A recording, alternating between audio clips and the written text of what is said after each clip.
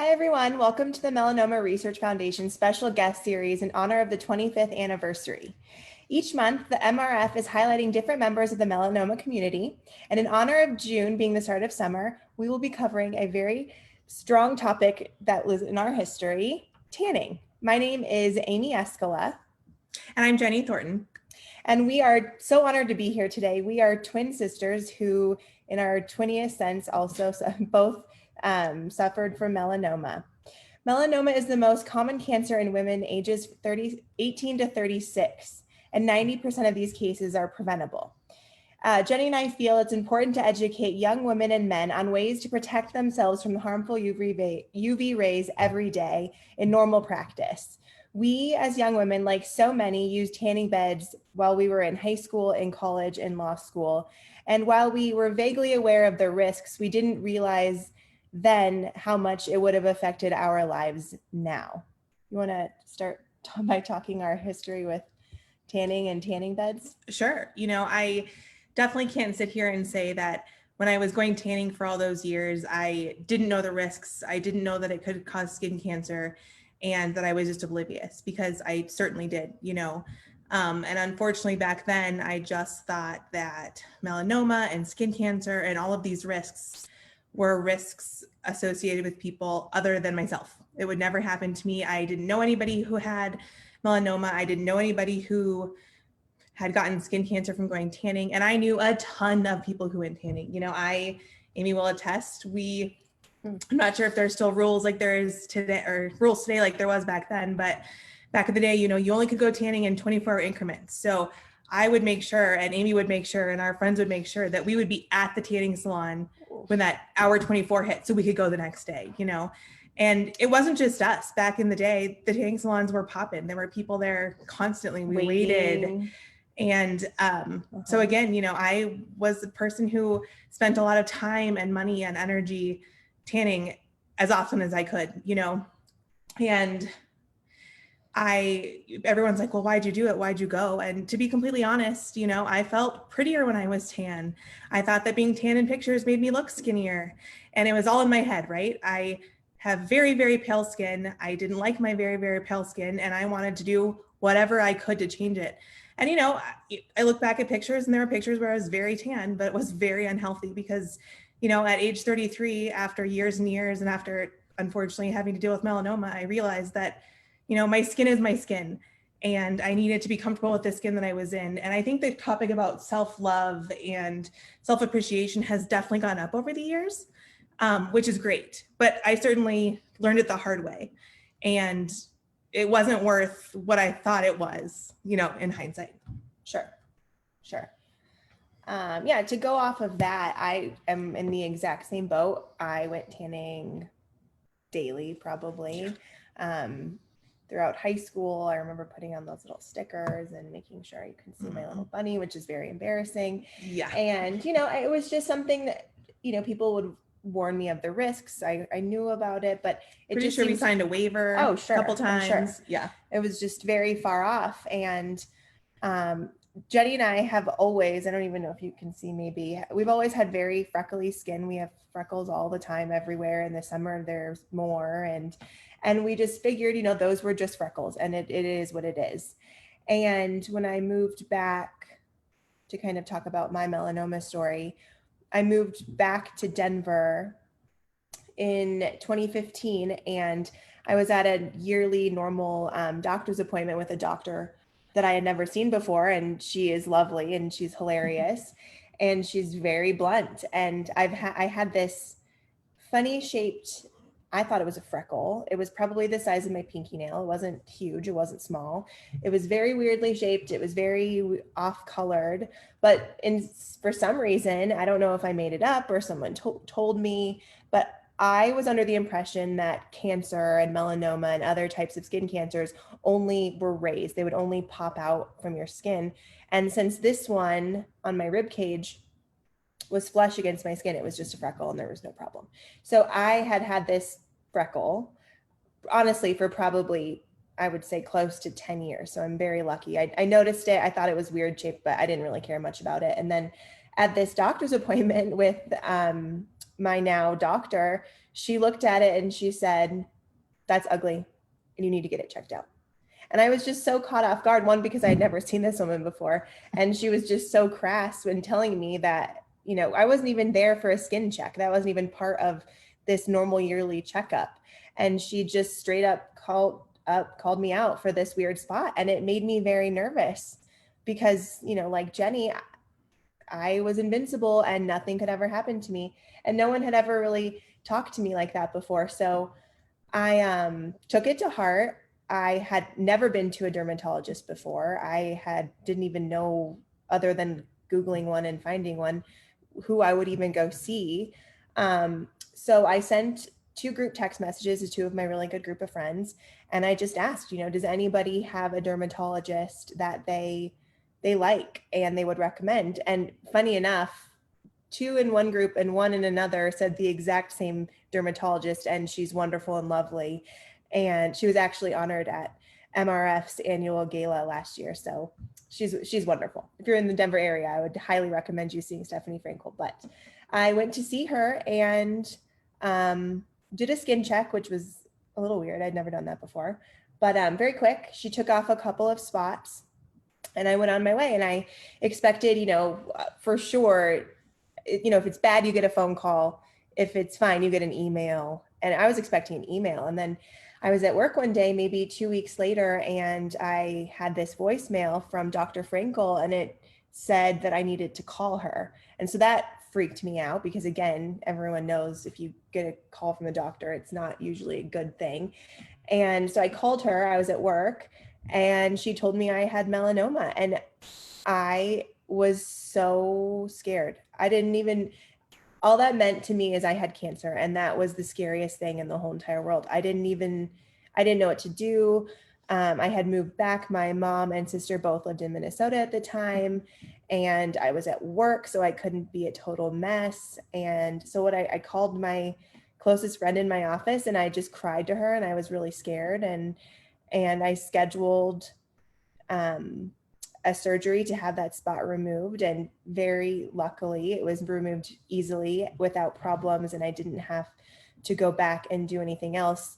The melanoma hadn't spread. It just stayed central to that one spot, which, considering how long I had that spot, I was very lucky after speaking with the surgeon and my dermatologist, because usually when a spot is there for that length of time, it's likely to spread. So I was very lucky.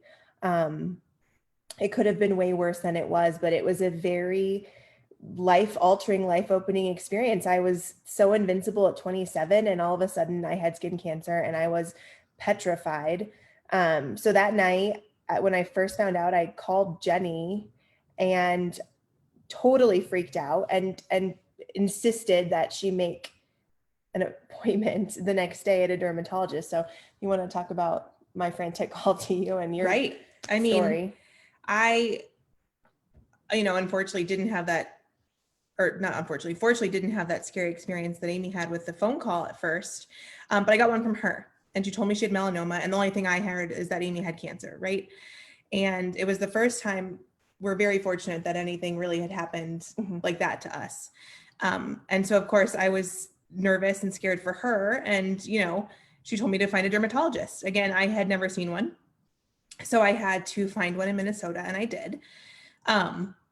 But, really the only reason I was going was just trying to get it check off my list, right? I didn't expect it to come back because, like, what are the odds that it would happen? So, Amy had her procedure done. It, luckily was relatively quick and pretty easy. Wasn't the easiest experience. But, in the back of my head, I'm just checking the things I need to do off my list, making sure that I'm okay. Because like Amy, I have tons of freckles. I always have. I thought it was normal. And not that it's abnormal, but I didn't realize that freckles meant you should be more careful and you should get them checked. But unlike Amy, I didn't have a spot that I recognized. I didn't have a freckle that I had been watching for years and years and years. And so I went to the dermatologist and told him my twin sister had melanoma, and told him that's why I just wanted to get it checked out. And that in my 27 years of life, I had never gotten a skin check, which they thought was outrageous. And now thinking back, it is pretty outrageous. But, like Amy, she took a couple moles and freckles off, and I was on my way. And I, again, thought in no way could it come back anything but fine. Because what are the odds, right? And sure enough, about a week later, my husband and I were watching TV and I got a call from the dermatologist, and she went through all the spots that were good. And then she stopped at one on my leg, which is so bizarre, right? Like if anything, I thought I would recognize one that was closer up. I had never noticed the one on my calf before, but it was cancerous and it had to go. And so it was pretty, not just bizarre, but also scary because A, we had been tanning for years and years, and B, had been living with this and never really known or thought to check. So I didn't know how long it was there. I didn't know how deep it was going to be. I didn't know if it had spread. And so I went in for procedures similar to Amy's, and, luckily also similar to Amy's, it was very quick and easy. It had not spread. The surgery was fine. All they had to do was take out that and a little bit of extra space. We didn't have to go back in. So, at the end of the day, it is pretty bizarre that we both had it, and we found out in such a short amount of time. But I think it's really eye-opening, right? I think it's eye-opening because it made us realize that, melanoma can happen to everybody, and it's not just hereditary, and it's all about exposure, and it's the choices you make, and it's the choices we made. One thing that I've learned from the MRF is that going in the tanning bed increases going in the tanning bed just one time increases your risk of melanoma by up to 70%. And that's huge. Crazy. It's outrageous, right?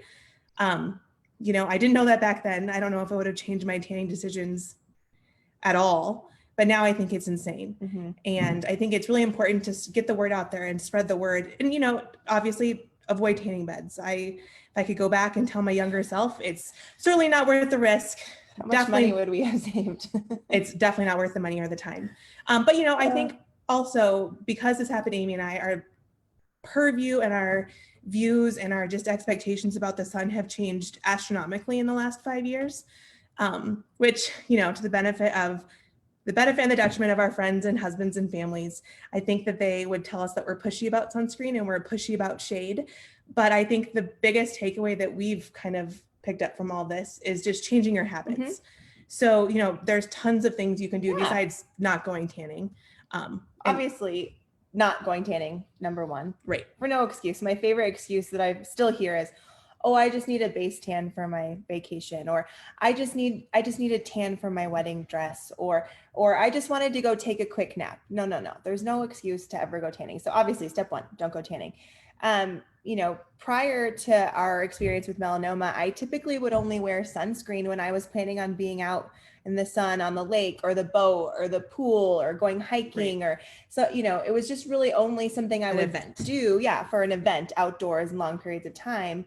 Whereas now I've realized whether you recognize it or not, you're in the sun a lot, whether it's walking your dog or being outside golfing or hanging out with your friends in a park or walking to and from your car during errands. You're exposed to the sun at all times. So, and it took a little bit of time, but I've really made it part of my daily routine to put on sunscreen. I'm very picky about sunscreen. My face is very sensitive. So it took me a while to kind of go through a bunch of products and find something that I really liked. But once I did, it's just something I put on every day.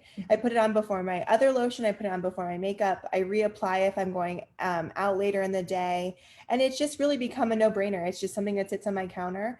And never before was that anything that I did. I know certainly you never did. No. So that was something, wearing sunscreen, making it part of your daily routine, not only just something you do when you're going to be out in the sun for X amount of time.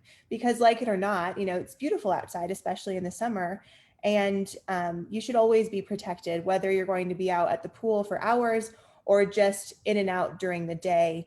You're always exposed, and therefore you should always be wearing Sunscreen. Another thing that I just recently started doing this summer, and I never thought I would actually enjoy it, was wearing UPF clothing. We're both really avid golfers in the summer, and really you're out in the sun for 4 hours straight. And so this summer I decided to look into UPF clothing, and I found some really cute options, and I wore it for the first time last week. And I thought, okay, great. It's 89 degrees. It's going to be brutally hot wearing this thing all day, long sleeves in the blaring sun. And honestly, I was so comfortable. They're vented. They're really cute. There are a lot of different options. I found some at Nordstrom and Lulu and Athleta. Everywhere. They're everywhere. And so not only are you protecting yourself from the sun, You don't constantly have to ask someone to reapply for you. And you also don't get awkward tan lines from 12 different golf dresses that you wear all summer. So that was another one. And I think, seeking shade and avoiding exposure when you don't have to. I think a lot of us, and us especially, would go to the pool and just roast in the sun, right? And because I had sunscreen on, I was solid, it was fine. But seek shade, because if you're going to go in the pool, you can't find shade, and that's okay if your sunscreen on. But give your skin a rest, give your body a rest. It's not just good for your skin, it's good for your overall health. You don't want to get dehydrated.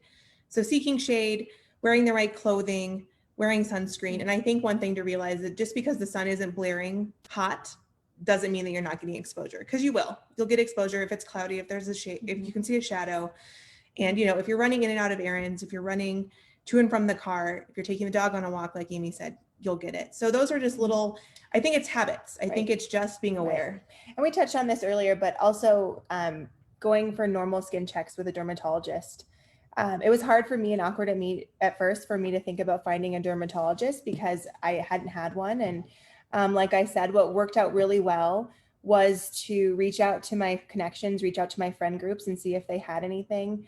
I know there are a lot of like blogs and neighborhood things you could also check too if for some reason you didn't get a recommendation. But finding a dermatologist you really enjoy and like, and seeing them regularly, I think I still go every 6 months just to get it checked. I haven't had to take anything off in a very long time, but it's just something that I put on my calendar every 6 months, like my dental appointment, and I just go. So it's really about changing your habits and then changing your life. And like Jenny said earlier, it's just really loving the skin you're in. I'm very grateful that we found our melanomas early and we didn't have to go through some of the life-altering things that a lot of people who suffer from melanoma do. But it really just made me realize that I am happy with myself and I am happy with my skin and I want to protect it as long as possible. It's not worth it to go tanning. It's not worth it to get a sunburn while golfing. It's not worth it to not put sunscreen on so your golf grips don't slip.